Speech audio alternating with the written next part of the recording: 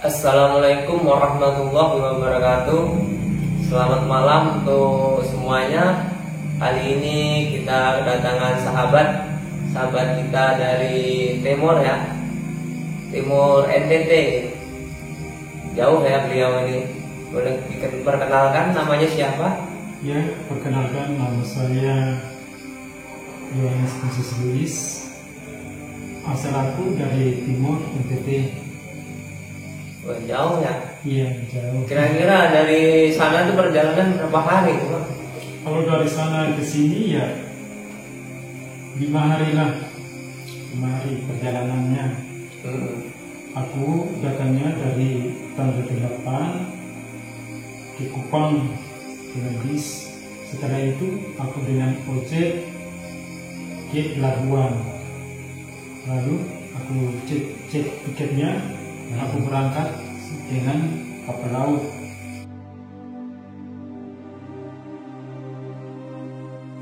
Selama 4 hari, 5 hari, 4-5 hari. Di laut itu? Iya. Itu berlabuhnya di mana?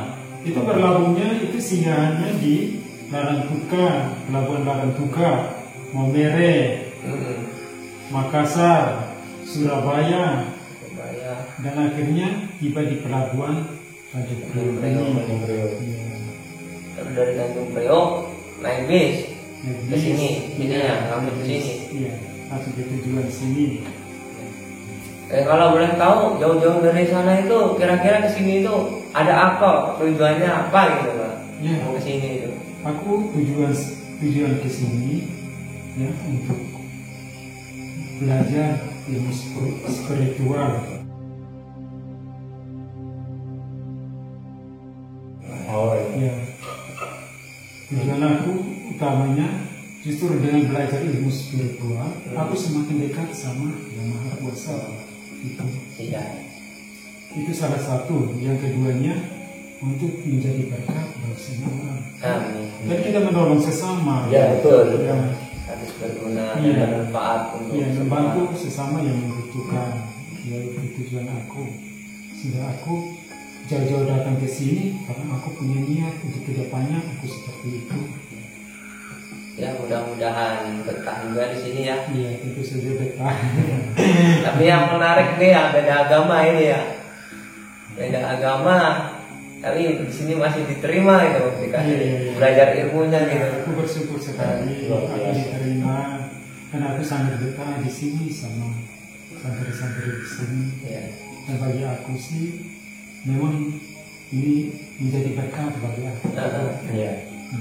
Nah ini Bang, kira-kira Abang itu punya pengalaman penting nggak tentang dunia spiritual atau yang tidak masuk akal gitu sebelum kesini itu? Iya, aku punya pengalaman.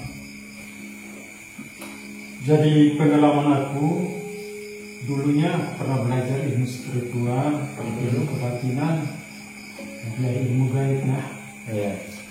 jadi waktu itu kegiatan kami itu dengan malam. Kami pergi ke sebuah pantai. Lalu sebelum masuk ke pantai itu kami memanggil karena penjaga pantai Juru kunci mungkin. berfungsi iya alam gaib begitu. Oh iya. Lalu kami berdialog lalu kami mengambil kesepakatan untuk masuk ke dalam area istananya. Iya. Ya, sampai di area istananya kami melakukan suatu ritual. Dan ritualnya itu dan melakukan ritual itu juga kami dibimbing oleh Oleh yang tahu itu. iya Iya. oleh alam gaib. Hmm. Dibimbing lalu kami adakan suatu kesepakatan. Jadi sebentar jam sekian datang lagi untuk kita adakan suatu ritual itu Ya. pemberian kekuatan. Lalu setelah itu kami mulai dengan kegiatan pemberian kekuatan. Jadi awalnya kami masuk ke dalam laut. Di dalam laut maksudnya di dalam laut secara nyata apa? Secara nyata, Ternyata. tapi tidak masuk ini, cuma di pinggiran aja. Oh, iya. Nah, di pinggiran aja, lalu kami duduk bersila, Ya. lalu kami konsentrasi, lalu setelah itu diberi kekuatan Sama sama Yang makhluknya tadi. itu. ya makhluk gaib itu. Mm-mm. Ya, dikira-kiranya sekitar 2-3 jam. Kira-kira kelihatan nggak makhluk gaibnya itu? Kalau makhluk gaibnya tidak kelihatan. Maksudnya apa? Tapi kalau Rasa. ya kami merasa bahwa Merasa memang gitu. kehadirannya itu Ya, ada energinya terasa ada ya. energinya. Bang. Karena kadang-kadang juga ada kan suara-suara hewan. Oh iya. Suara-suara hewan Sebagai tanda. Iya. Suri. Betul. Iya. Tapi maaf, tadi kan abang bilang abang itu masuk ke istana. Nah itu istana itu secara nyata terlihat atau hanya seperti apa gitu? Jadi gini kan, sesudah kami di dalam laut, kami keluar dari laut, lalu diarahkan, kami jinnya kan melihat media atau Iya, lalu iya. kami diarahkan untuk masing-masing itu meditasi atau berkata itu masing-masing tempat. Kami ada beberapa orang masing-masing tempat. Dan sebelum itu juga kami juga ditunjukkan oleh si makhluk Mediator itu. mediator Yang itu. masih ada Iya, itu. itu istananya. Istananya itu di sebuah gunung Iya. dan tinggi sekali itu. Dan di atasnya itu ada sebuah buah. Lalu ditunjukkan. Betul nyata kami lihat ada sinar di dalam buah itu. Nyata. Sinarnya berwarna nggak? Berwarna apa? Putih, kuning. Itu warna putih ke kuning-kuningan. Dan itu jelas dilihat Jelas. dilihat oleh semua. Sebenarnya di situ nggak ada lampu apa-apa. Tidak ada, gitu. tidak ada. Jauh dari pemukiman warga mungkin ya? Iya, jauh. Hmm. Dan kami yakin bahwa di atas gunung itu tidak ada warga yang tinggal di Iya. sana. Itu kami lihat nyata.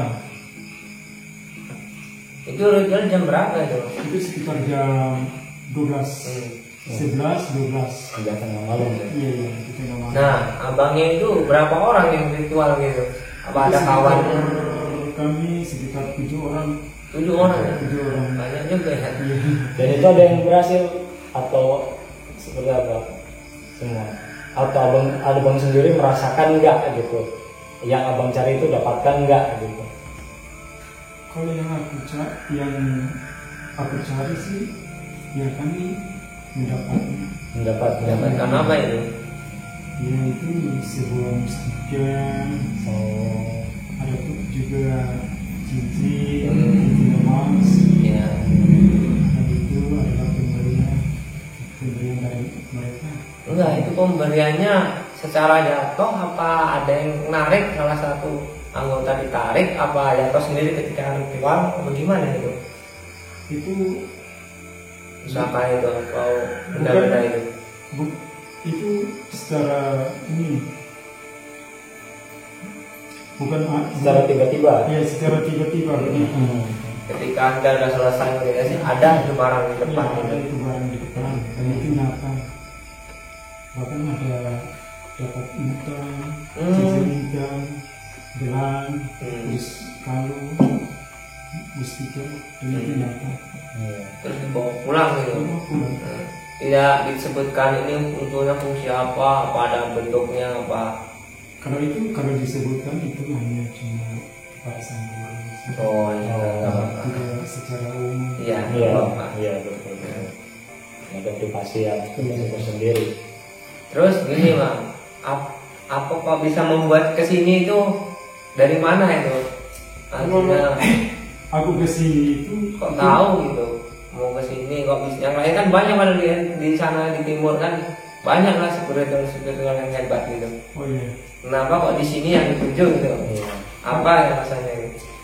Aku kesini karena pemahaman aku sama sang guru dari sang kuraga itu Ya. sesuai dengan pemahaman aku. Sejalan gitu. Ya, sejalan begitu. Sehingga aku berani nekat dari timur datang ke sini. walaupun banyak rintangan awal-awalnya, Iya, ya pasti aku percaya memang untuk mencari sesuatu harus pasti ada rintangan. betul Dengan perjuangan Iya, ya. dan perjuangan itu tujuan utama aku datang ke sini. Ya, untuk belajar ilmu spiritual Sampuraga. Alhamdulillah. Jadi udah berapa hari di sini bang? Udah hampir seminggu. Oh, udah seminggu ya. Iya, sudah seminggu. Gimana suasana di sini? Suasana di sini aman, sejuk, Nah, tentram. kalau di sana panas apa? Kalau di sana, ya suasana di sana ya panas. Panas ya. Iya. panas dari cuaca atau panas dari apa, dari lingkungan Di sana ya panas dari cuaca, ada kala juga panas dari lingkungan. oh iya benar Karena udah umum ya. Sebelum aku datang kan banyak tantangan. Iya, rintangan. iya. Itu. Udah umum lah itu sih Iya, wajar iya, gitu. iya, iya. Di mana kita tempat di situ banyak orang ya pasti ada tantangan, Iya, ada masalah. iya, lah. iya. Oh iya bang, kan kalau di kita nih ya, di kita itu ada sosok yang apa pakai putih rambut panjang. Iya, iya. Di kita kan disebutnya kuntilanak nih. Nah. Nah maaf kalau di abang kan kita beda agama ya bang, maaf ya. Iya. Kalau di abangnya itu disebutnya apa? Ada nggak sosok yang seperti itu? Ya apalagi yang seperti pocong yang dinamanya kan itu ya, yang di kain kapan putih itu. Di sana ada juga nggak kira-kira kalau di agama abang? Kalau di sana, kalau kuntilanak sih ada. Ada. Ada ya? Kuntilanak. Hmm. Tapi kalau pocongnya jarang dilihat. Kemungkinannya tidak ada. Nggak ada ya, nggak pernah malah. Tidak ada. Atau mungkin beda namanya bang? Beda nama atau memang nggak ada gitu? Kalau beda namanya kayaknya tidak ada. Oh tidak ada. Tidak ada. Berarti lebih ke tidak ada. Gitu ya. Kalau di sana ya, kalau orangnya meninggal ya rohnya ada ini tapi tidak disebut pocong, tidak memakai ini. Oh tidak. nggak pakai kain kafan seperti itu enggak ya? Iya. Oh iya bang, kalau di tempat abang itu ada sosok nggak yang seperti apa kepala doang bisa ada keluar api gitu. Kalau di Jawa itu disebutnya Banaspati. Nah yang di Sunda ya di sini disebutnya Telu. Nah di sana di Indonesia bagian timur itu apa kira-kira? Kalau di Indonesia bagian timur itu disebut Suanggi. Suanggi. Ya. Kalau Suanggi itu yang dirasakan itu seperti bau-bau orang yang sudah meninggal. Gitu. Terus ada bunyi dentuman rumah. Seperti itu ya? Iya. Itu nyata itu. Nyata ya. Iya. Berarti kalau di kita mah mungkin mas itu santet, Santet, telu gitu ya? Nah. Iya, santet telu. Nah ada lagi di Indonesia bagian timur tuh yang terkenal tuh apa itu sosok-sosoknya makhluk itu yang Yang jadi ciri khas atau mungkin ciri khas maksudnya Sana itu ya. sebutan kalau di tanah Jawa kan ada kuntilanak, ada pocong kan tadi kata abang di sana kan nggak ada pocong gitu. Nah di sana yang terkenal itu sosok apa gitu yang di bagian timur itu yang terkenal itu sosoknya sosok apa? Kalau di timur sih yang terkenal itu sosok kuntilanak. Itu ada. Kuntilanak berarti umum sampai sana. Iya. Terus ada lagi nggak yang terkenal yang selalu eksis gitu? Tuan tanah itu juga ada. Tuan tanah. Tuan tanah itu seperti apa? Seperti apa sosoknya itu? Itu tuan tanah itu wujudnya itu macam-macam. Ada tanahnya yang tinggi besar, ada yang sifatnya sejenis hewan, itu ada. Oh disebutnya tuan tanah. Iya, tuan tanah. Tapi sosoknya kadang tinggi besar, hitam gitu ya. Iya, iya. Oh mungkin di kita mah genderuwo ya mas. uang Ya. tanah itu sebenarnya ya. Kalau di kita kan genderuwo yang tinggi besar hitam, Iya. itu genderuwo. Kalau di sana tuan tanah. Iya, tuan tanah. Kalau tuan tanahnya itu kan sifatnya Iya iya. iya, iya. Oh jadi itu ya kalau di Jawa Indonesia bagian timur maksudnya. Iya, iya. Tapi sering banyak yang melihat itu tuan tanah itu. Kalau tuan tanah sih sering. Sering ya? Banyak yang Banyak. lihat. Melihat aja apa sering mengganggu gitu. Ya sering mengganggu. Oh, mengganggu. Sering mengganggu. Benar. Misalnya di tempat-tempat angker, kita jalan di tempat-tempat angker, ya pulang langsung kena. Oh, cara mengganggunya gimana? Kerasukan apa? Cara mengganggunya itu seperti langsung sakit. rasa-rasa gelisah begitu. Oh, iya. Rasa-rasa gelisah. Terus ada juga pengalaman di adik aku itu juga begitu. Misalnya mandi di mandi di kolam di tengah hari, pulang langsung gejala-gejala rasa-rasa takut begitu. Takut yang berlebih. Iya, takutnya berlebihan. Dan juga ada penampakan tuan tanah itu. Oh, di tuan tanah, penampakan tuan tanah Iya, itu. penampakan tuan tanah itu. Dan itu nyata. Adik aku ceritanya dan itu nyata. Iya. Nyata dialami. Itu maaf, sembuhnya atau sembuh sendiri atau harus Atau ada yang pengobatan mengobatan dari gitu. sana? Kalau sembuh sendiri ya tidak mungkin. Nggak mungkin ya. Ya kan siapa tahu, Ya. ya siapa tahu gitu. Di sana ada juga ya Bisa yang sendiri. namanya apa ya namanya? Paranormal apa Di sana disebutnya juga Spiritual. ya itu spiritual seperti dukun-dukun. Ya, dukun. Oh, di sana sebutnya dukun juga Iya, sama. dukun. Dukun. Orang pintar. Orang pintar. Oh, Iya, iya. orang pintar. Tapi kayaknya orang pintar di sana itu banyak yang Nipu. nipu. Ya namanya juga orang pintar. Kalau nggak bisa nipu berarti orang bodoh. Orang pintar ya banyak bicara, banyak nipu. Iya, itu kan namanya orang pintar. Kenapa disebut orang pintar? Karena dia pintar bicara, Iya, iya. pintar menipu. Orang pintar. Kalau kita nggak bisa menipu, nggak bisa bicara, ya bukan orang pintar disebutnya oleh masyarakat Iya, umum. iya, iya kan. Ujung-ujungnya ya harus ada tumbal. Oh, gitu. Tumbal maksudnya sakit. Oh udah, ini karena arwah orang meninggal, Ya. marah. Atau ini tempat-tempat keramat marah. tembalan sembarangan gitu ya. Marah karena tidak tidak melakukan ritual atau suatu Doa-doa. ikuti perjanjian. Oh, janjian. Karena di sana kan kalau untuk hal-hal yang bersifat keramat kan itu setahun satu kali. Oh, Iya. Itu itu harus tumbal. dilakukan. Tumbala dari manusia hewan. Nah itu kalau itu hewan Oh, hewan. seperti ayam, babi, sapi itu harus dilakukan setiap tahun. 1 tahun sekali. Satu tahun sekali. Kalau tidak dilakukan ya ada efeknya yaitu sakit. Bisa juga sampai kehilangan nyawa itu pasti ada. Tapi efeknya ke individu atau ke umum? Maksudnya ke kelompok atau ke individu? Maksudnya kalau tidak melakukan itu, efeknya itu ke individu, ke kita sendiri atau ke umum? Kadang-kadang biasanya individu. Dan ada kala juga kelompok. Tergantung yang melakukan ritual itu. Tapi sembuh kalau udah ritual itu aman gitu apa gimana? Ya aman. Kalau sudah adakan ritual itu artinya merasa aman. Kalau tidak adakan ritual itu pasti merasa gelisah atau takut gitu. Itu bisa jadikan apa ya, pengaruh dari alam bawah sadar kita. Iya, pengaruh dari kita kalau percaya.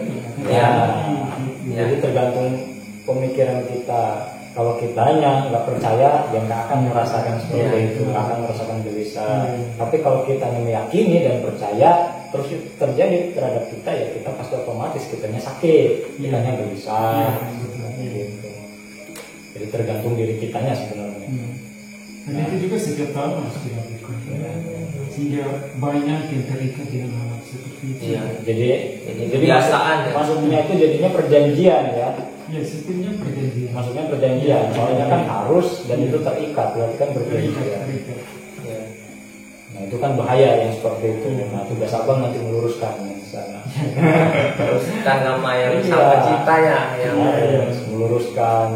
Gitu. untuk Ya, kembali kita. kepada Tuhannya lah, Iya. kepercayaan masing-masing. Iya. Terlalu percaya sama hal-hal Iya benar. Nah, betul. Betul. Soalnya kan itu sudah menyimpang ya kalau. ya tentu saja Iya, itu sudah menyimpan dengan agama. Iya. Kalau kita mempercaya itu terus mempercaya Tuhan, kan itu kan menduakan Tuhan. Nah, betul. Karena di dalam firman Injil itu apa? Tuhan Allah itu adalah Allah yang cemburu. Jadi tidak mungkin kita percaya kedua-duanya. Karena terang dan gelap tidak mungkin bersatu. Iya. Betul.